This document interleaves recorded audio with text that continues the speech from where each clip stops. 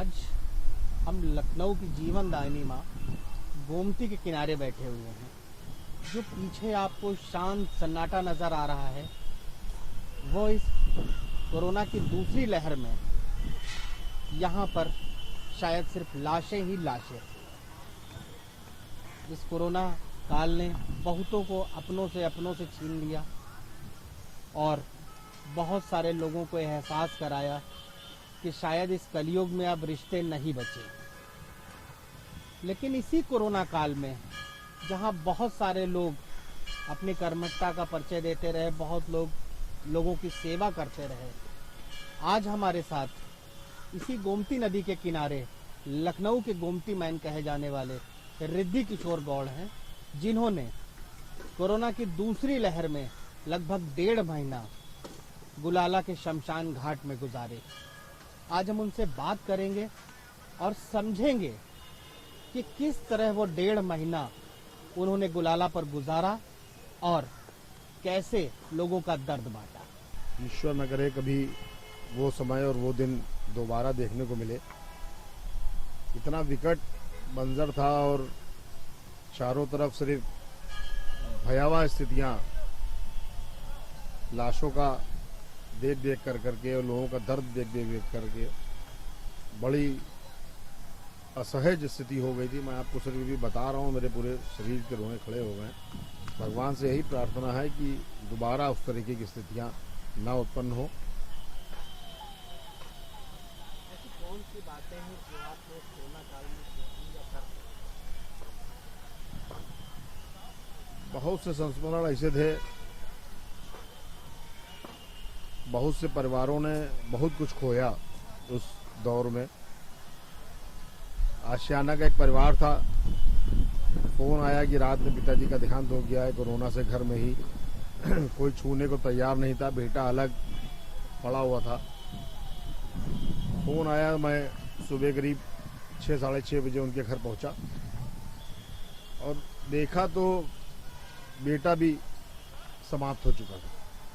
पूरा परिवार दूर खड़ा, अगल रिश्तेदार नातेदार सब किनारे खड़े, मोहल्ले वालों ने दरवाजे बंद कर लिए। देख करके समझ में नहीं आ रहा था कि आखिर सब खत्म क्यों होता जा रहा है, रिश्ते नाते सब खत्म क्यों होते जा रहे हैं। मैंने बस बुलवाई, कुछ लड़के बुलवाए जो इस काम में लगे हुए थे हमारे साथ शमशान घाट पे। उन लोगों का शव ले करके हम लोग गुलाला शमशान घाट आए, जहां उनका विद्युत शव दयागृह में कराना पड़ा। तो ये सब मतलब क्या हो सकता कि परिवार भी अलग खड़ा है, मोहल्ले रिश्तेदार नातेदार सब किनारे खड़े हैं, ऐसी भयावह स्थिति थी। तो वो बात मन को बहुत चुभी। इस दौरान बहुत सारी लावारिस लाशें भी आईं और हम लोगों ने कई बार ये देखा कि उन लाशों को लोग छोड़ गए गुलाला घाट पर। उनका फिर एक दो नहीं, सैकड़ों मंजर हुए। मुझे याद है करीब 17 या 18 अप्रैल का दिन था जिस दिन मैंने इस गुलाला शमशान घाट पे लगभग 180 शवों का अंतिम संस्कार विधि विधान से संपन्न कराया था। बहुत से ड्राइवर एम्बुलेंस लेकर के आते थे कि भैया ये कौन है, बोले फलाने जी हैं, इनका ये कार्ड है, और इनके परिवार वालों ने वहीं हाथ जोड़ लिए और डर के मारे नहीं आ पाए।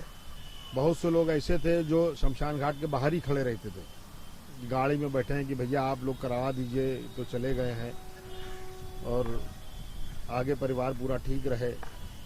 मैं कई बार तो ये हुआ कि मैंने कहा मैं चिता लगवा रहा हूँ, चिता लकड़ियाँ लग गई। उसके बाद मैंने फ़ोन किया भैया कहाँ है, तो पता चला भैया मैं तो घर आ गया हूँ और नहा चुका हूँ, भाई साहब आप ही संस्कार संपन्न करा दीजिए। तो इस तरह के मंजर बहुत देखने को आए शमशान घाट। कोई ऐसी घटना जिसने आपको हिला दिया हो?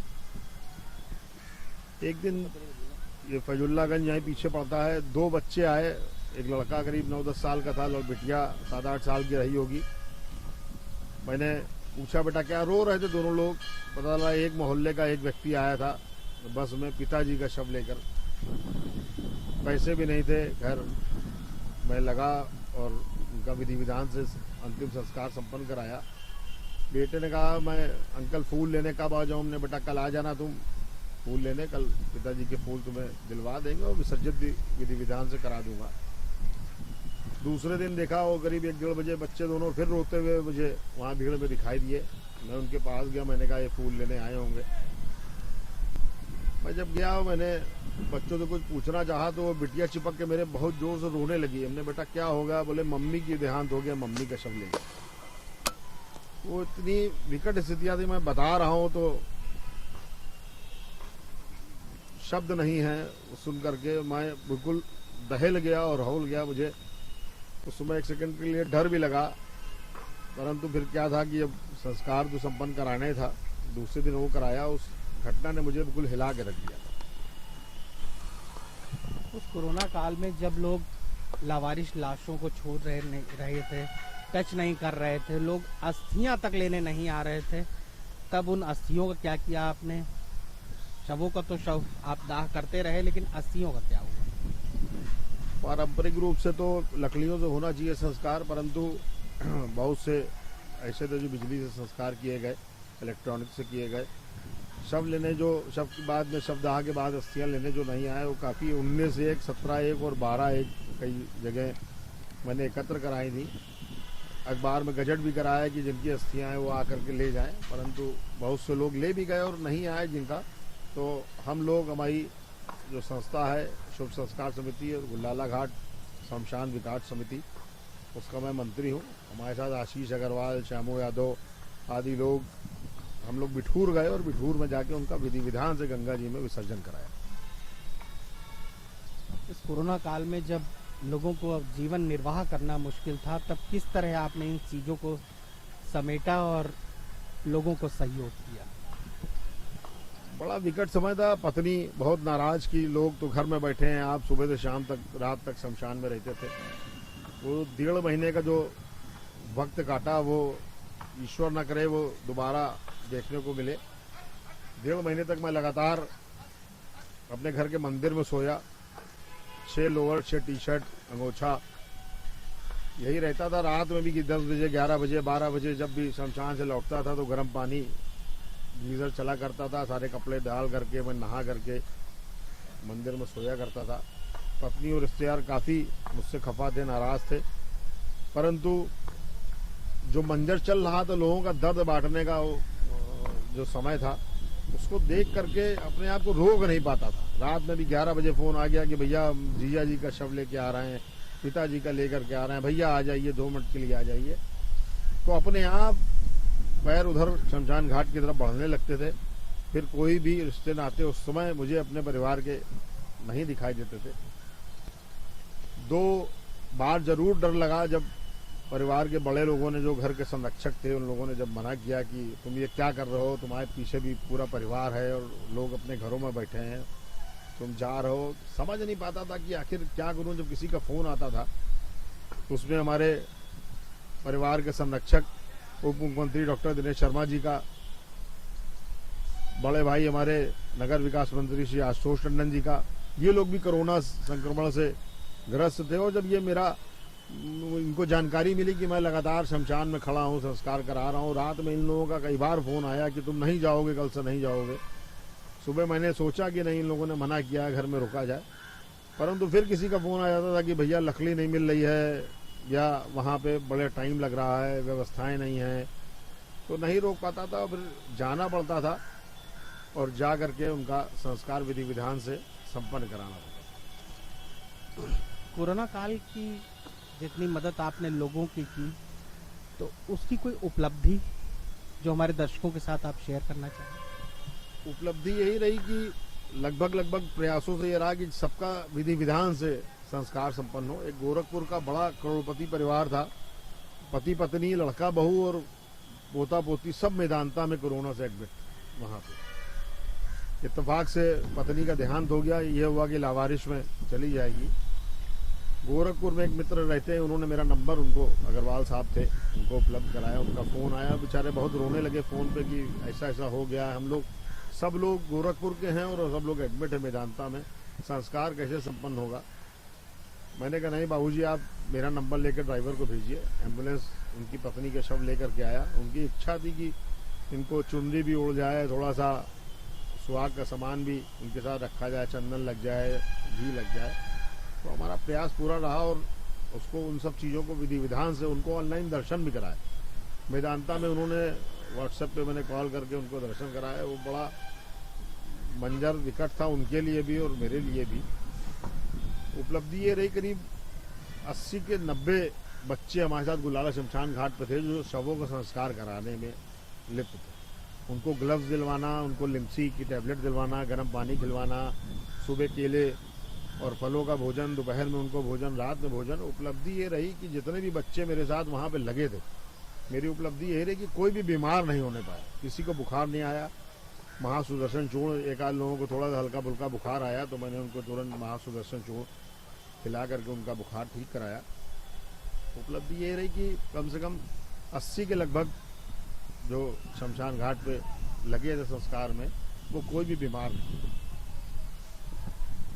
कहते हैं कि किसी भी काम करने की प्रेरणा आपको शुरुआत से, बचपन से या जवानी की दहलीज पर कदम रखते ही मिलती है। ये सब करने का विचार कैसे आपके दिमाग में आया? ये प्रेरणा देने वाले मेरे पूज्य स्वर्गीय पिताजी पंडित राम किशोर गौड़, उनसे ही ये प्रेरणा मिली। मैं बचपन में देखा करता था कि ऑफिस जा रहे हैं साइकिल से और देखा उन्होंने एक शव यात्रा जा रही है जिसमें सिर्फ 4 ही लोग हैं कंधा देने वाले।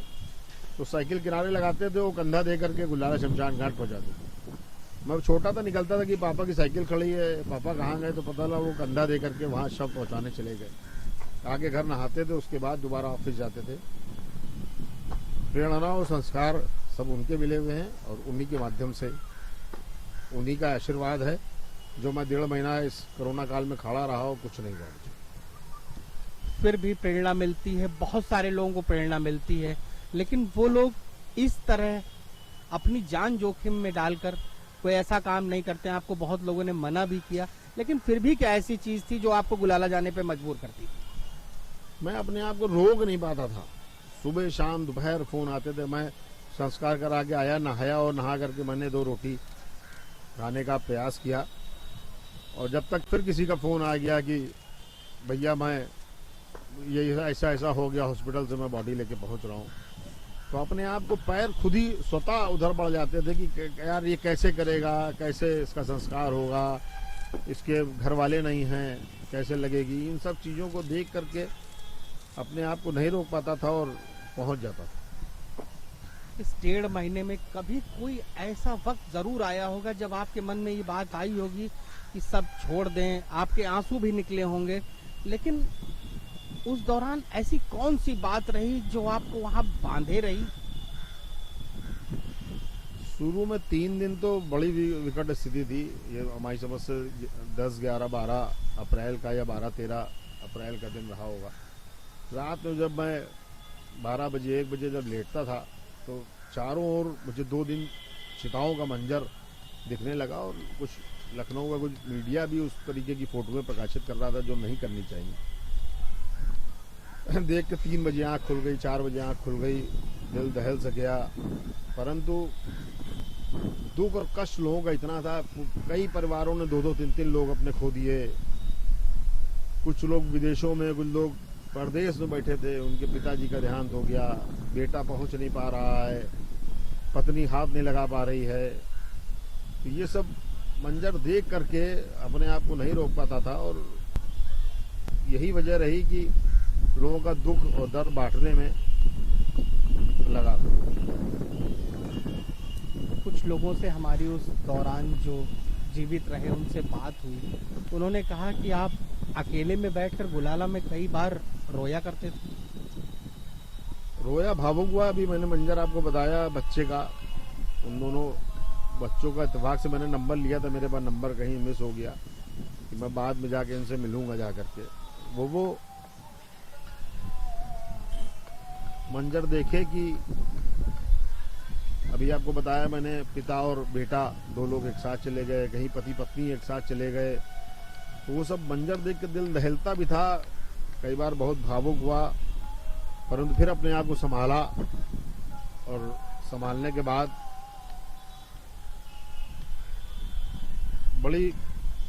परिस्थितियां बयान नहीं कर पा रहा हूँ उस चीज को। देख करके बैठता था वहीं पे, थोड़ी देर ये था कि लंबी ब्रीथिंग, जो लंबी लंबी सांस लेना और खींचना रहता था, उसी के माध्यम से ही अपने आप को संभालता था और उसी में करता था। अक्सर उस दौरान समाचार पत्रों में खबरें प्रकाशित हुई कि कलयुगी रिश्तों का अंत हो गया। इसको लेकर आप किस तरह देखते हैं? रिश्ते नाते तो आपने देखा ही होगा कि कोरोना काल ने बिल्कुल स्वतः समाप्ति कर दिए थे। बड़ा विकट मंजर था कि पुत्र पिता को हाथ नहीं लगा रहा है, पति पत्नी को हाथ नहीं लगा रहे हैं। उन सबको देख करके बड़ा कष्ट तो लगा, परंतु वो समय ऐसा था, विकट भगवान न करे इस तरह का ऐसा कोई समय आया। आगे आने वाले 1-2 महीने में फिर से जिस तरह ये ओमिक्रॉन वायरस फैल रहा है, तीसरी लहर आने वाली है ऐसा पता चल रहा है, इस पर लोगों को क्या संदेश देना चाहेंगे? सबसे बड़ा संदेश है, एक तो सब लोग इम्यूनिटी, अपनी प्रतिरोधक क्षमता शरीर की मजबूत रखें। मजबूत रखने का इंसेंस ये है कि सुबह उठें, जल्दी योग प्राणायाम और एक्सरसाइज जरूर करें। आयुर्वेद की तरफ सब लोग जुटें।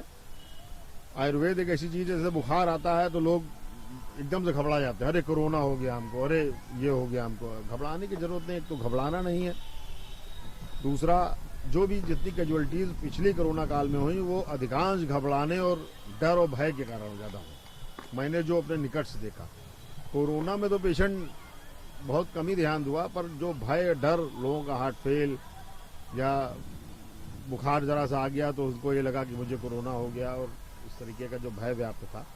सबसे बड़ा ये कि मान लिया तीसरी लहर का जो फेज वर्ल्ड वाइड दिखाई दे रहा है, भगवान न करे आए भी तो कम से कम लोग अवेयर हों कि हमें डरना नहीं है, हमें आयुर्वेद का सहारा लेना है, हमें योग प्राणायाम करना है, और तुलसी का सेवन जैसे आज से शुरू कर दिया जाए। बच्चे हैं, गाय की पीयूसी गैया बहती है, उसके बाद का जो दूध होता है, बच्चों को उसका सेवन कराएं, जिससे उनकी इम्यूनिटी स्ट्रांग रहेगी तो ये वायरस हम लोगों का कुछ नहीं करता।